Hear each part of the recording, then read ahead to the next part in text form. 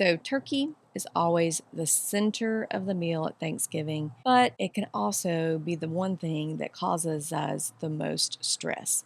What if you had a turkey recipe that was no fail and allowed you to focus on the rest of the meal and enjoying your time with family? Well, I've got the perfect recipe for you, the perfect way to cook your turkey, and it never has failed me. This is an overnight recipe. Basically, what you're going to do is get that turkey prepared. You're going to put it in the oven, bake it at 450 for a set amount of time, depending on the size of the turkey. Let it cook. Then you turn the oven off and you just let it sit overnight, covered. You don't touch it till the next morning. When you pull it out the next morning, the bones slip out of the turkey, so there's absolutely no carving to do, and it is always delicious. Here we go. First, you want to start with a completely thawed turkey, and you want to preheat your oven to 450 degrees. While that's preheating, you're going to prepare the turkey by removing it from the bag and removing any parts that you don't want, like the neck and the gizzard and the heart. Place that into a roasting pan, and I place mine on top of a cookie sheet just in case there's any overflow. Then you're going to add a half a cup of melted butter over the top of your turkey and a teaspoon of salt. Then you want to add 2 cups of boiling water to the bottom of the pan. And then we're going to cover that with foil, and you want to make sure this is super snug because this is going to be a key part of how the turkey gets cooked while it's in the oven overnight. Then you're going to pop that into your preheated oven, and you're set the timer for 2 hours for any turkey that is under 14 pounds. If it's over 14 pounds, it needs to cook for 2 hours and a half.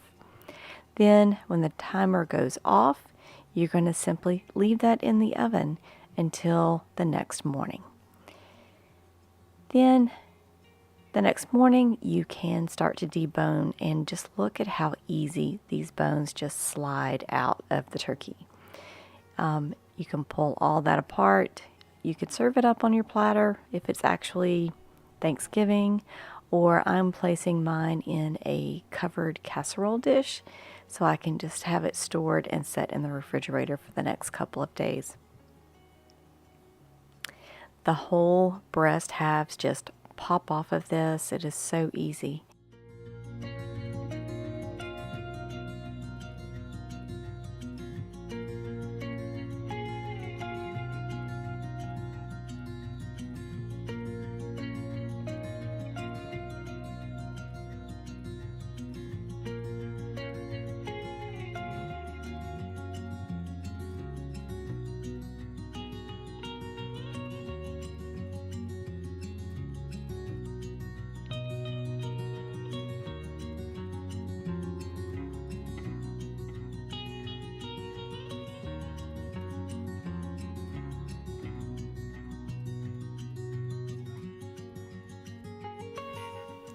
So in the end, I probably had about 6 pounds of cooked turkey meat.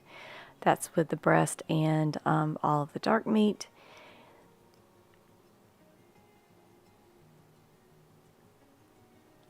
Then I'm going to set aside the bones because that can be used to make bone broth by simply putting it in an Instant Pot or a slow cooker for 24 to 48 hours. So there you have it, all that turkey meat prepared, ready to go in the refrigerator.